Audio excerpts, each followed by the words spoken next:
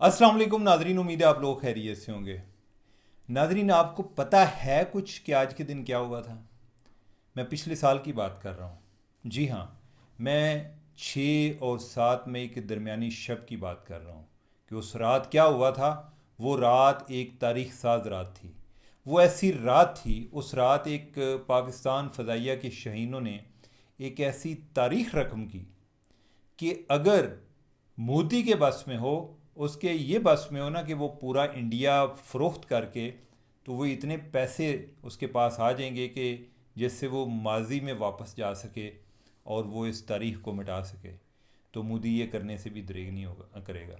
उसको इतनी ज़्यादा रुसवाई हुई और उसने इंडिया का नाम रोशन करते करते जितना नाम उसने तारीख किया, जो उसने पाकिस्तान के बारे में मिसकैलकुलेशन की, वो चीज़ें अब तारीख का हिस्सा हैं। और नाजरीन, इसका आगाज़ 22 अप्रैल को हुआ, पिछले साल यानी कि 2025 को 22 अप्रैल को हुआ, जब एक पहलगाम पर हमला हुआ, जिसमें पहलगाम में कोई टूरिस्ट टाउन पर अटैक हुआ, जिसके नतीजे में कोई 26 लोग हलाक हो गए। और मोदी जी ने बजाय इसके कि कोई अपने गिरबान में जांगते, बजाय इसके कि बंदे पहले पकड़ लेते, उन्होंने बस यही कोशिश की कि सीधा इल्ज़ाम पाकिस्तान पे लगा दो। क्योंकि उन्होंने ओवर द टाइम अपनी आवाम को कायल किया हुआ है कि कोई भी मसला हो तो आपने इल्ज़ाम पाकिस्तान पर लगा देना है और उसके बाद आपको कुछ करने की ज़रूरत नहीं है। बस ये है जी कि चूंकि पाकिस्तान ने तय कर लिया था तो लिहाजा हम कर ही कह सकते थे। उन्होंने ना सिर्फ कि इल्ज़ाम लगाया, उन्होंने हमारा पानी बंद कर दिया। और ना सिर्फ के पानी बंद कर दिया, उसके बाद उन्होंने ये प्लान किया कि हमने पाकिस्तान के अंदर हमला करना है, हमने इनकी मुख्तलिफ पोजीशंस पे लोकेशन को टारगेट करना है।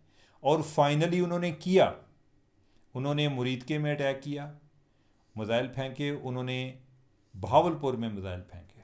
उन्होंने दुनिया को ये बावर कराने की कोशिश की कि ये दहशत गर्दों की अमाजगाह है पाकिस्तान, और जिन जगहों पर हमने हमला किया है वो ये वही जगह हैं। लेकिन उसके बाद फिर दुनिया ने देखा कि पाकिस्तान ने उसको क्या जवाब दिया। फिर इन्होंने यानी कि 6 और 7 की दरमियानी शब पाकिस्तान की फ़ज़ाई हदूद में दाखिल होने की कोशिश की, और पाक फ़ज़ाइया के शहीन पहले ही उनके मुंतज़र थे। और नतीजे में जो उनका इनकाउंटर हुआ, जो डार्क फाइट हुई, बल्कि डार्क फाइट तक तो हर चीज़ें ज़रा लेट ही पहुंची, कई जो है यानी कि उससे पहले ही फारग हो गए। पाकिस्तान ने इंडिया के 8 तैयारी गिरा दी है। और यानी कि जब ये चीज़ें हुई, हमें कोई इनिशियली पता चला, लेकिन हमें लगा कि जैसे यानी कि साढ़े वाले भी बयान ही दे रहे हैं, कुछ दावे दुबे तो दोनों साइडें कर रही होती हैं। फ्रैंकली मैंने इसको ज़्यादा संजीदा नहीं दिया। उसके बाद फिर हमने इंटरनेशनल मीडिया में भी देखा, बल्कि मुझे याद है कि 7 मई को ही हमें एक इनविटेशन आया कि कोई पीएफ वाले को ब्रीफिंग देना चाह रहे हैं, एयरफोर्स वाले। मैं गया, तकरीबन हमको 8 लोग थे जिनको पूरे दिन का एक विज़िट कराया गया। पीआईए के जो मुख्तलिफ इंस्टॉलेशन थी, जो इस्टेब्लिशमेंट थी, जो उनके ऑफिस थे, उधर ब्रीफिंग दी गई कि पीआईए के पास कितना एक स्टेट ऑफ द आर्ट सारा अरेंजमेंट है। उनको देख के मुझे यकीन आ गया कि पीआईए में पीएफ में, पाकिस्तान एयरफोर्स में ये एक सलाहियत पाई जाती है। फिर तो हर पूरी दुनिया ने देखा। नाजरीन, मैं जब ग्रेजुएशन में था तो हमारे एक टीचर थे, वो बताया करते थे, वो कहते थे कि ये नहीं है कि जो प्यार है सिर्फ हीर रांझे ने किया है। मसला ये है कि हीर रांझा की मोहब्बत को, इश्क को बयान करने के लिए उन्हें एक वारिस मिल गया था। पाकिस्तान के साथ भी ये हुआ। पाकिस्तान ने सिर्फ तैयारे नहीं गिराए, पाकिस्तान के तैयारों की के बारे में कि पाकिस्तान ने कितने तैयारे गिराए हैं, हमें एक स्टोरी टेलर मिल गया, हमें एक दास्तान गो मिल गया, जिसका नाम था सदर ट्रम्प।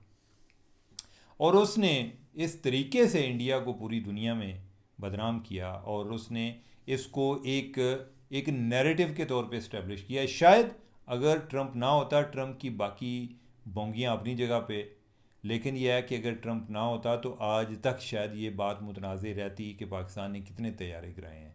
और हम भी पूरे एतमाद के साथ इसलिए ना कह सकते कि यार ये है कि हम हैं तो पाकिस्तानी, ना तो पाकिस्तानी जो दावे हैं उन पर कोई ज़्यादा यकीन करेंगे या नहीं करेंगे। कोई ऐसा कोई न्यूट्रल, कोई ऐसा कोई बंदा तो नहीं है जो दावा कर रहा है, ये तो एक साइड का दावा है। और इंडिया वाले भी इस बात को एक्सप्लॉइट करते हो सकता है कि वो कहते नहीं जी ऐसा भी ना देने गिराए ने, और हम जो है वजाहतें देते रहते। फिर ये होता है कि हम किसकी बात माने और किसकी ना माने। लेकिन यह है कि ट्रंप ने इसको एक बिल्कुल एक अनडिस्प्यूटेड फैक्ट बना दिया कि पाकिस्तान ने तैयारे गिराए हैं, और इंडिया वाले जो हैं वो आगे से उसका जवाब भी ना दे सके। और फिर शायद हमें जो हमारे जो कोई डिसीजन मेकर्स हैं इनको ये लगा कि शायद चलें एक नैरेटिव के फ्रंट पे तो हम जीत गए, लेकिन अगर कहीं ऐसा ही ना हो कि जो एकेडमिक साइड के लोग हैं वो कहें कि यार ये तो अब दावे ही हैं ना, हम इनको साबित कैसे करें। तो सो मच के पाकिस्तान ने इवन के उनके जो जो तैयारे कराए थे उनके टेल नंबर भी जारी कर दिए, ताकि जनाब ए लै जो इन्होंने पूछ लो, राफेल वालों को पूछ लो कि आपके ये तैयारे गिरे हैं या नहीं गिरे, मिग वालों को पूछ लो आपका कोई तैयारा वो फलां है या कि नहीं, इनकी इन्वेंट्री में कौन सी चीज़ें मिसिंग है उसके बारे में चेक करें। तो फिर ये जो है ये एक हमारी एक अनडिस्प्यूटेड विक्ट्री बनती गई। और नाजरीन ये वो दिन था कि जिसके बाद पाकिस्तानियों के सर फ़ख्र से बुलंद हो गए। पाकिस्तानियों ने वो लम्हा देखा कि जिसका हमें दहाइयों से इंतज़ार था। 9/11 के बाद, 2001 के बाद ओवरऑल पाकिस्तान को हर महाज पर किसी न किसी तरीके से कोई ना कोई एक एम्बेरसमेंट का सामना करना पड़ा। बाज़ का कोई पाकिस्तान के अंदर कोई ऐसी एक्टिविटी हुई का, बाज़ का पाकिस्तान के बाहर जो इसके दुश्मन हैं उन्होंने कोई ना कोई प्रोपेगेंडा ऐसा किया। और नाजरीन ये मई का ये दिन आने से पहले जब अप्रैल में एक कन्वेंशन सेंटर में एक ओवरसीज़ पाकिस्तानीज़ का एक फंक्शन था, उनका कन्वेंशन था, उसमें आसम मुनीर जो कि तब जर्नल थे उन्होंने एक तकरीर की और मैंने उनकी तकरीर सुनी जिसमें उन्होंने ये बात की। उन्होंने कहा कि आप ये जो बलोच दहशतगर्दों की बात हो रही थी, उन्होंने कहा कि इंडिया जिसकी हमसे दुगनी ताकत है या उनके पास दुगनी फ़ौज है, वो अपनी वेर वदाल समेत पाकिस्तान का मुकाबला नहीं कर सकता। क्या ये 1500 या 2000 जो बलोच हैं, ये दहशतगर्द हैं, ये क्या पाकिस्तानी फ़ौज को शिकस्त देंगे? दूसरी उन्होंने बात की, उन्होंने कहा कि कश्मीर जो है वो पाकिस्तान की जगल और वेन है, पाकिस्तान की शारग है, और ये बात अपने बच्चों को पढ़ाएं। नाजरीन मैं आपको पूरी ईमानदारी से बात करता हूँ कि मैंने जब ये बातें सुनी मैं क्या यार पता नहीं आसम मुनीर साहब केड़ी दुनिया च रहिंदे ने। अब जो है कश्मीर को उन्होंने आर्टिकल 370 के तहत अपना हिस्सा बना लिया हुआ है और अब तो कश्मीर नॉन इशू बन गया हुआ है। ये क्या किस तरह की बातें हो रही हैं। लेकिन फिर जब ये मई वाला इंसिडेंट हुआ, जो मई वाला इनकाउंटर हुआ और पाकिस्तान ने जिस तरह मुंह तोड़ जवाब दिया, नाजरीन मैं बार बार मेरे दिल से बात निकले कि अल्लाह ताला ने इस शख्स के अल्फाज की लाज रखी है। और दूसरी बात कि यानी कि एक तो ये चीज़ कि इसको ट्रंप ने भी एक बिल्कुल एक एब्सोल्यूट फैक्ट के तौर पे इस्टेब्लिश कर दिया, हमारा दावा तो था ही था।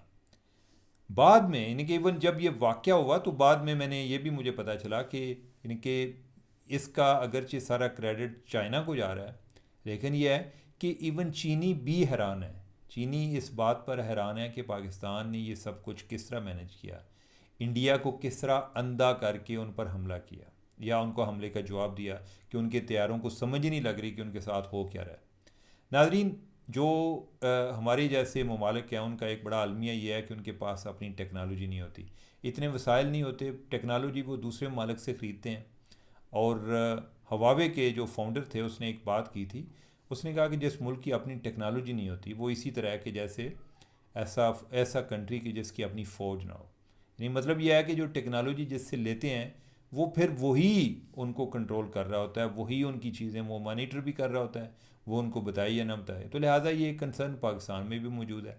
पाकिस्तान उसका तरीका क्या करता है कि आमतौर पे आपने जो एक बाइंग है उसको डाइवर्सिफाई कर लिया, कोई चीज़ें चाइना से ख़रीद ली, कोई अमेरिका से ख़रीद ली, कोई टर्की से ख़रीद ली। बाज़ का अमेरिका वाले नहीं देते इसलिए हमारी चाइना पे ओवर द टाइम रिलायंस बढ़ गई, लेकिन हमने उन्हीं में इस्तेमाल होने वाली जहाज़ों में इस्तेमाल होने कई चीज़ें जो हैं उनके हमने इंडिजिनस सलूशन भी तलाश किए हुए हैं।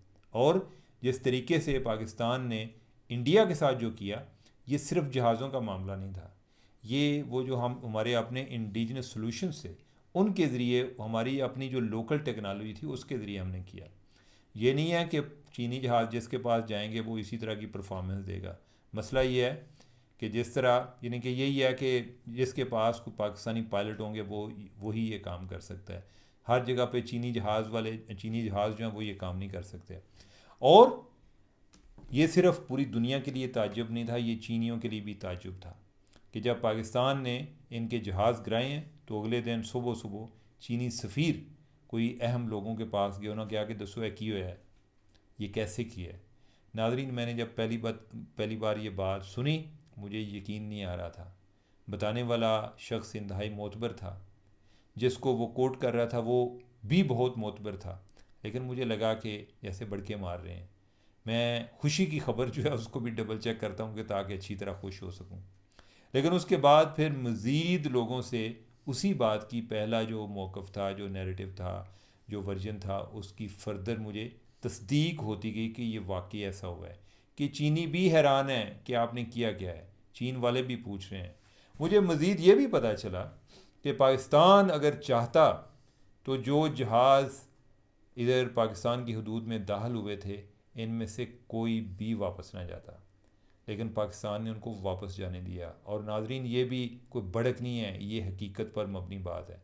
पाकिस्तान ने क्यों वापस जाने दिया आपको दुनिया का कोई मिलिट्री स्ट्रेटजिस्ट भी बताएगा। आप बल्कि मिलिट्री स्ट्रेटजिस्ट की ज़रूरत ही नहीं है, आप अपने लेवल पर सोच लें कि आपका जो दुश्मन होता है उसको अगर आप कोई इस तरीके से यानी कि उसको उसके साथ पेश आएँ कि उसको पता चले कि मैं इतना जलील हो चुका हूँ कि मेरे लिए अब वापसी का रास्ता ही नहीं रहा, तो फिर वो बड़ा डेंजरस हो जाता है। डेंजरस का मतलब यह है कि उसके बस में जो भी होता है फिर वो अपना आखिरी हरबा तक इस्तेमाल करता है। पाकिस्तान अगर उनके सारे जहाज़ गिरा देता तो इंडिया के पास वापस जाने का रास्ता ना रहता, फिर मामला न्यूक्लियर वार तक चला जाता। तो लिहाजा पाकिस्तान ने सांप भी मार दिया लेकिन लाठी भी नहीं टूटी। और कुछ दिनों बाद हम जो है ये चीज़ों को इसी तरह एक थिएटर समझते हुए, इंटरटेनमेंट समझते हुए बहुत जल्दी इस वार से निकल भी आए। और वो जंग जिसने पाकिस्तान की पूरी दुनिया में दाग बिठाई, जिसके बाद पूरी दुनिया में पाकिस्तान का हर जगह पे एक चर्चा होना शुरू हो गया और पाकिस्तान पीस मेकर भी बन गया। पाकिस्तान जो है वो एक नेट सिक्योरिटी प्रोवाइडर भी बन गया और पाकिस्तान वो रहा ही नहीं, जो पहले वाला पाकिस्तान नहीं रहा। तो लिहाजा उस सिलसिले में जिस शब्द में पाकिस्तान यानी जो शब्द जो है एक गेम चेंजर शब्द थी, वो 6 और 7 मई के दरमियानी शब्द थी। तो नाजरीन, लिहाजा ये हम सब के लिए एक प्राउड मोमेंट है, हमें इसको सेलिब्रेट करना चाहिए। अल्लाह ताला पाकिस्तान का नाम हमेशा एक सरबुलंद रखे। पाकिस्तान का जो हम चाइना से यानी कि इस हवाले से जो एक चीज़ का मुझे अफसोस है वो ये है, ये ऐसे ही है कि जैसे किसी काम में आपकी अपनी बड़ी कंट्रीब्यूशन हो लेकिन क्रेडिट किसी और का जा रहा हो। पाकिस्तान के साथ भी ऐसे ही हुआ है कि जहाज़ों से ज़्यादा जो पाकिस्तान के शाहीन थे या इनकी जो अपनी टेक्नोलॉजी थी, अगर इनके पास इंडिया वाले जहाज़ होते शायद हम इंडिया से ज़्यादा बेहतर परफॉर्म कर जाते। लेकिन यह है कि खैर ओवरऑल अल्लाह ताला ने पाकिस्तान की इज़्ज़त में बड़ा इजाफ़ा किया है। पाकिस्तान जिंदाबाद। और नाजरीन, मैं आज एक दो और टॉपिक्स पर बात करना चाहता था, लेकिन चलें मैं एक टॉपिक पर फिर भी बात कर लेता हूँ। अहम टॉपिक है और वो है बिजली की सब्सिडी के हवाले से। इस हवाले से बड़ी कोई अजीब सी बातें चल रही हैं कि एक दो चीज़ें तो आपके लिए वैसे ही बड़ी हैरान कुन होंगी। आपने ये तो सुना होगा कि जो लोग 200 यूनिट तक बिजली इस्तेमाल करते हैं उन्हें बिजली सस्ती दी जाती है और उनका जो यूनिट है वो 13 रुपये यूनिट है। और ये मैं बात कर रहा हूँ जो एवरेज 200 यूनिट अगर कोई इस्तेमाल करता है तो उसका 13 रुपये यूनिट है। अगर लेट से कि कोई 50 यूनिट सिर्फ इस्तेमाल करता है तो उसका यूनिट और भी सस्ता हो जाता है, मेरे ख्याल वो 10 रुपये से भी कम है। लेकिन यह है कि इवन जो 200 के यूनिट के अंदर भी जो मुख्तलिफ रेट्स हैं उनकी अगर औसत निकाली जाए तो जो एक यूनिट बनता है जो 200 वाला इस्तेमाल करने वाला है उसके 13 रुपये पर यूनिट के लिहाज से उसको चार्ज होते हैं। तो इस तरीके से पाकिस्तान ने अपनी एक आबादी को या काफ़ी आबादी को सब्सिडाइज़ किया हुआ है। अब आप सोचेंगे जी कि ये तो गरीब लोग हैं तो हमें क्या मिलता है, लेकिन नाजरीन अगर मैं आपको बताऊं कि ये कितने लोग हैं तो आपकी भी जो है ना हवाइयाँ उड़ जाएंगी। नाजरीन, ओवरऑल जो लोग इस कैटेगरी में फ़ॉल करते हैं जिनको 200 रुपये 200 यूनिट इस्तेमाल कर रहे हैं और उस पर सब्सिडी मिल रही है, इतनी हैवी सब्सिडी मिल रही है, इन लोगों की तादाद क्या है?